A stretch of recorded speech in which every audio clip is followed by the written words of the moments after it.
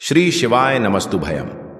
हर हर महादेव। दोस्तों, आप सभी लोग जानते हैं कि 14 जनवरी 2025 यानी मंगलवार को पड़ रही है पौष महीने की मकर संक्रांति। और दोस्तों, यह वह तिथि है जो पौष मास में पड़ने वाली सबसे बड़ी तिथि है, क्योंकि यह मंगलवार के दिन पड़ रही है और इसका बहुत ही बड़ा और विशेष महत्व होता है। पूज्य गुरु जी ने कहा है कि अगर कभी भी मौका लग जाए और पौष महीने की मकर संक्रांति मंगलवार को पड़ जाए तो आप लोगों को 11 गेहूं के दाने वाला उपाय तो अवश्य ही करना चाहिए। इन दोनों का संयोग बहुत ही कम आता है। इसी के साथ में गुरु जी ने अपनी शिव पुराण कथा में बताया है कि इस दिन आपको 11 गेहूं के दाने का उपाय तो आपको अवश्य ही करना चाहिए, क्योंकि ऐसा दिन पूरे साल में सिर्फ एक ही बार आता है। और दोस्तों, आप सभी लोग जानते हो, मंगलवार मकर संक्रांति का अगर सबसे बड़ा कोई उपाय है तो वह 11 गेहूं के दाने वाला उपाय है। तो दोस्तों, इस मंगलवार मकर संक्रांति के दिन आप लोगों को इस 11 गेहूं के दाने वाले उपाय को जरूर करना है। बहुत सारे लोग होंगे जिन लोगों ने इस उपाय को ना किया हो, मतलब पूरा साल निकल गया, उन्होंने किसी भी दिन इस 11 गेहूं के दाने वाले उपाय को ना किया हो। पर दोस्तों, आपके पास एक आखिरी मौका बचा हुआ है, जो कि 14 जनवरी के दिन है। तो इस दिन आप लोगों को इस वाले उपाय को जरूर कर लेना है, भले ही आपने पूरे महीने भर इस उपाय को ना किया हो। पर अगर आपने इस पौष महीने के मंगलवार के दिन अगर इस वाले उपाय को कर लिया तो आपको इस उपाय को करने का वह फल मिलेगा जिसकी आपने कभी कल्पना भी नहीं करी होगी।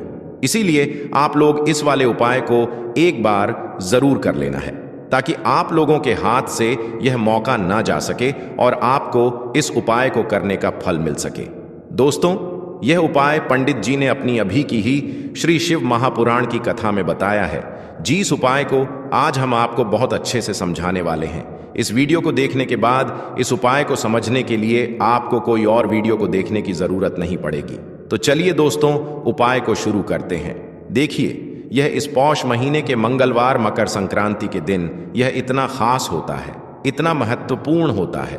देखा गया है कभी कभी बड़े बड़े पूजा पाठ अनुष्ठान से जो मनोकामना पूर्ण नहीं होते, वह पौष महीने के मंगलवार के दिन एक छोटे से उपाय करने से ही आपकी मनोकामना पूर्ण हो जाती है। और बहुत सारे लोगों ने इस उपाय को किया भी है और उनको इस उपाय को करने का फल भी जरूर मिला है। अगर आप लोग भी इस उपाय को करना चाहते हैं तो आप इस उपाय को पहले अच्छे से समझ लेना, सुन लेना, उसके बाद करना। आपको इस उपाय का फल जरूर मिलेगा। और इस उपाय को कर लेने से आपके घर में चाहे किसी भी प्रकार की दुख और समस्या क्यों ना चल रही हो, आपको उसका कारण भी नहीं पता है कि भाई यह समस्या किस कारण से चल रही है। उसका का कुछ भी कारण हो सकता है, जैसे पितृदोष हो सकता है या किसी भी तरह का मंगल दोष भी हो सकता है। तो इस दिन आप लोगों को यह वाला उपाय कर लेना है। यह एक ऐसा उपाय है जिस उपाय को अगर किसी विशेष दिन पर किया जाए तो भाई उस विशेष दिन का जो है वह तो हमें मिलता ही मिलता है, पर हमने उस दिन पर इस उपाय को किया है तो हमें उससे भी बड़ा फल मिलता है और फल बहुत जल्दी मिलता है। लेकिन उससे पहले आप लोगों को यह जानना आवश्यक है कि आखिर यह उपाय किस समय करना है, किसको करना है और कैसे करना है।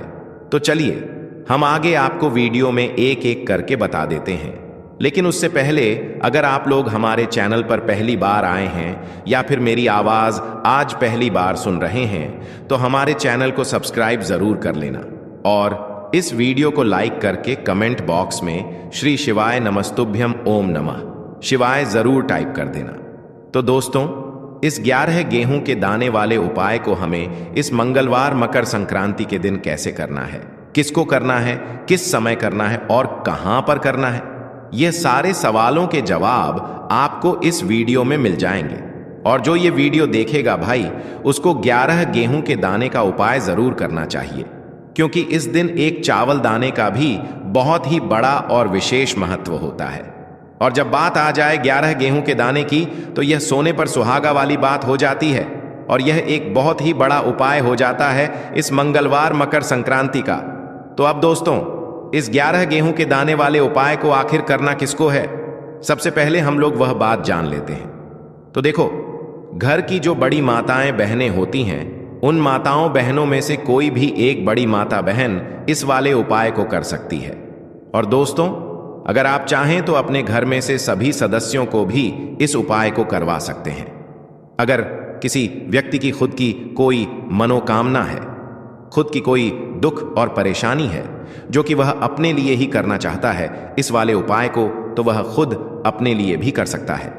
बाकी अगर कोई घर में से ऐसा है जो कि अपने पूरे घर परिवार की सुख और शांति के लिए यह वाला उपाय करना चाहता है, तो भाई वह भी कर सकता है, उसमें भी कोई दिक्कत वाली बात नहीं है।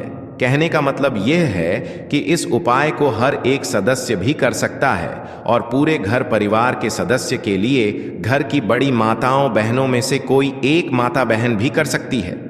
माताएं बहनें अगर घर में उपस्थित ना हो या वह यह वाला उपाय ना कर पा रही हो, तो फिर घर का कोई बड़ा सदस्य भी इस गेहूं के दाने वाले उपाय को कर सकता है, चाहे फिर वह पुरुष ही क्यों ना हो, उसमें कोई भी दिक्कत वाली बात नहीं है। अब दोस्तों, इस 11 गेहूं के दाने वाले उपाय को हमें करना कहां पर है? हमें इसे शिव जी के मंदिर में जाकर करना है। बहुत सारे लोग प्रश्न करते हैं, हर एक उपाय को करते समय क्या हम इस उपाय को घर पर कर सकते हैं? तो इस वाले उपाय को आप घर पर नहीं कर सकते हो। इस वाले उपाय को करने के लिए आपको शिव जी के मंदिर ही जाना पड़ रहेगा। उसके बाद में दोस्तों, जो अगला प्रश्न निकल कर आता है वह यह आता है इस उपाय को लेकर कि आखिर इस उपाय को हमें किस समय करना है, सुबह के समय करना है कि शाम के समय करना है? तो देखो, इस वाले उपाय को आप लोग सुबह के समय भी कर सकते हो और शाम के समय प्रदोष काल में भी कर सकते हो। अब अगर आप पूछो कि भाई सबसे उत्तम समय कौन सा रहेगा इस गेहूं के दाने वाले उपाय को करने का, तो हम आपसे बस यही कहेंगे कि इस उपाय को आप सुबह के समय करेंगे तो ज्यादा बेहतर होगा। बाकी अगर प्रदोष काल शाम के समय भी करेंगे तो भी अच्छा होगा, उसमें कोई भी दिक्कत वाली बात नहीं है। तो अब दोस्तों, जो अगली सबसे बड़ी और महत्वपूर्ण बात आती है वह ये आती है कि सुबह अगर हम उपाय को करेंगे तो हमें कितने बजे से लेकर कितने बजे तक के बीच में करना है, और शाम के समय प्रदोष काल में करेंगे तो हमें कितने बजे से लेकर कितने बजे के बीच में करना है। तो देखो, सुबह जितनी जल्दी हो सके आप उपाय को करने की कोशिश करना। बाकी अगर किसी कारणवश लेट भी हो जाओ, थोड़ी देर भी हो जाए, तो 10 या 11 बजे तक भी आप उपाय कर लेना, पर 12 बजे से ज्यादा देरी ना हो, ठीक है? इस बात का ध्यान रखना। उसके बाद में दोस्तों, अगर शाम के समय प्रदोष काल की बात करें, प्रदोष काल का जो समय होता है वो शाम के 6 बजे से शुरू हो जाता है। मतलब शाम के 6 बजे से लेकर 7 बजे के बीच का जो समय होता है, यह समय प्रदोष काल का समय होता है। पर अभी जो मौसम चल रहा है, इस मौसम में जो है शाम बहुत देरी से होती है, तो आप इस उपाय को 7 बजे या 8 बजे के बीच में भी कर सकते हो। मतलब शाम के 6 बजे से रात 8 बजे के बीच में आप कभी भी इस वाले उपाय को कर सकते हो, उसमें कोई भी दिक्कत वाली बात नहीं है। अब दोस्तों, यहां पर इस उपाय को लेकर एक और सबसे बड़ी बात यह निकल कर आती है कि इस 11 गेहूं के दाने को हमें लेना कहां से होता है, और हमें इस उपाय को करने के साथ में क्या और कुछ भी सामग्री ऐसी होती है जो शिव जी के मंदिर लेकर जानी पड़ी रहती है। तो देखो, यहां पर हम आपको बता दें, सबसे पहले आप लोग ये जान लो कि यह जो 11 गेहूं के दाने वाला उपाय है, सिर्फ और सिर्फ आप उपाय की सामग्री लेकर कभी भी शिव जी के मंदिर मत जाना, क्योंकि हमें भगवान के सामने यह नहीं दर्शा है कि अगर हम भगवान शिव जी के मंदिर आए हैं तो अपने फायदे के लिए आए हैं। तो इसलिए जो भी पूजन सामग्री है, उपाय सामग्री है, 11 गेहूं के दाने, इसके साथ में आपको पूजन सामग्री भी जरूर लेकर जाना है। देखो, अगर सुबह के समय उपाय कर रहे हो तो सीधी सी बात है, 1 लोटा जल तो आप लेकर जाओगे ही जाओगे। वही 1 लोटा जल अगर मिट्टी का जल हो तो बहुत अच्छा रहेगा। मिट्टी का जल कैसे बनाया जाता है, इसके लिए हमने पहले से बहुत सारी वीडियोस बना दी है। आपके पास इस दिन एक आखिरी मौका रहेगा मिट्टी का जल शिव जी पर चढ़ाने का और उपाय को करने का। बहुत बड़ा आपको इस दिन फल मिलेगा।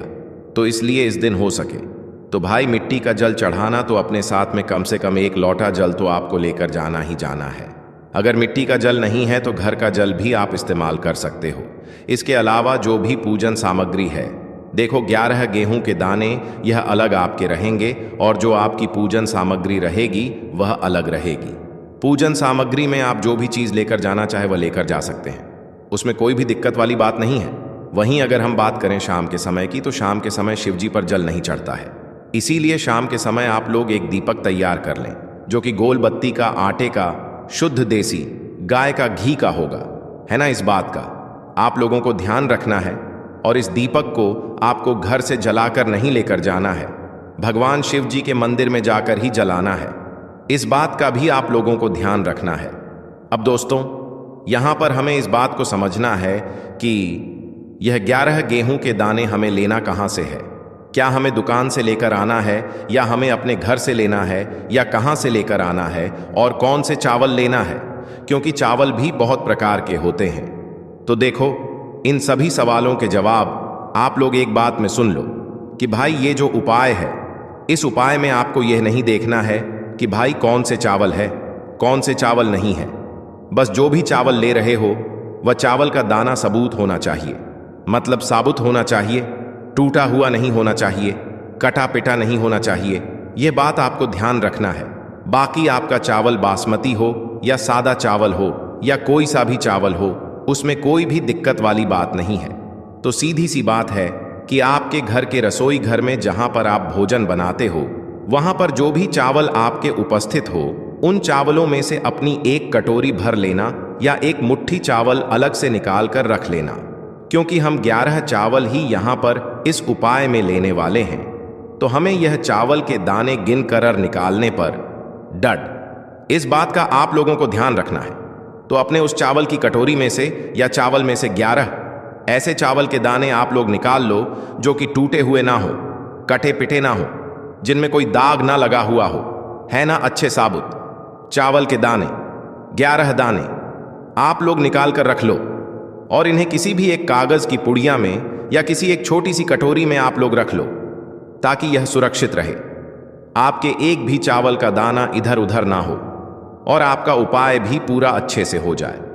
तो भाई, जैसे ही आपका उपाय की जो सामग्री है, 11 गेहूं के दाने, यह तैयार हो जाते हैं, उसके बाद मैं आपको जो भी अपनी पूजन सामग्री है सुबह के समय कर रहे हो, तो एक लौटा जल या पूजन सामग्री जो लेकर जाना चाहो उसकी भी तैयारी कर लेना। और शाम के समय जा रहे हो तो भाई अपना जो दीपक है उसे तैयार कर लेना, ठीक है। और उपाय को करते समय शुद्धता का विशेष रूप से ध्यान रखना, ठीक है। सुबह सुबह स्नान करने के बाद ही उपाय को करने की आप लोग तैयारी करना।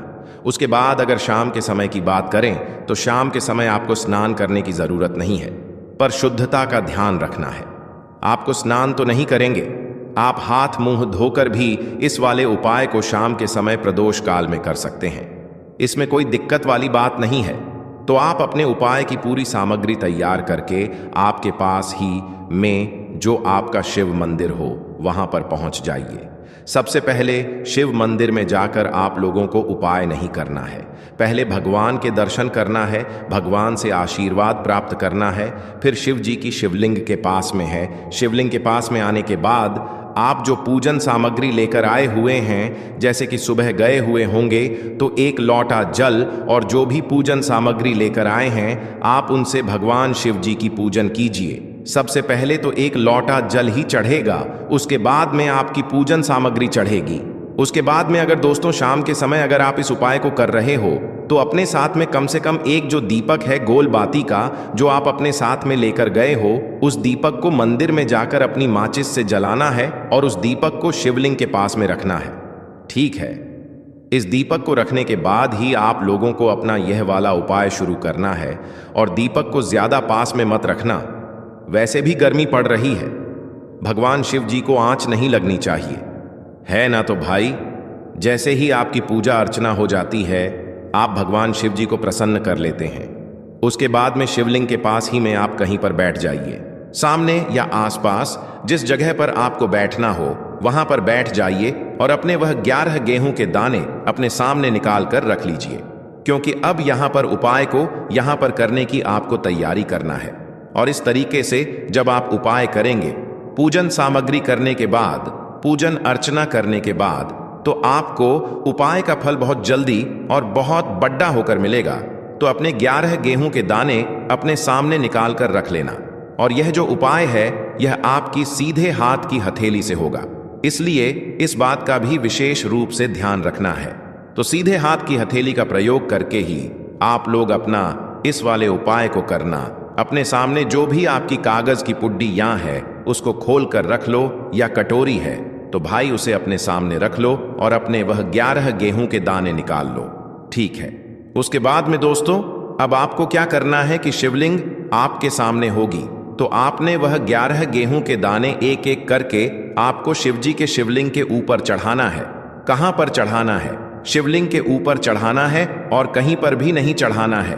आपको अपने हथेली से तो शिवलिंग के ऊपर चढ़ना है, भले ही फिर वह अपने आप जलाधारी पर गिर जाए या मतलब वहीं पर गिर जाए, उसमें कोई दिक्कत वाली बात नहीं है, पर आप चढ़ाओ शिवलिंग के ऊपर ही। तो आपको क्या करना है, अपना पहला चावल का दाना उठाना है, श्री शिवाय नमस्तुभ्यम बोलना है और शिवलिंग पर चढ़ देना है। इसी तरीके से दूसरा चावल का दाना उठा है, शिवलिंग पर चढ़ना है और मंत्र बोल देना है, और फिर तीसरा चावल का दाना उठाना है, श्री शिवाय नमस्तुभ्यम बोल है और चढ़ देना है। इसी प्रकार से आपको पूरे 11 गेहूं के दाने एक एक करके शिव जी के शिवलिंग के ऊपर चढ़ाना है और भगवान से प्रार्थना करते जाना है। मतलब प्रार्थना तो आपको आखिरी में करना है, पर हर एक चावल के दाने को चढ़ाते समय श्री शिवाय नमस्तुभयम जरूर बोलना है।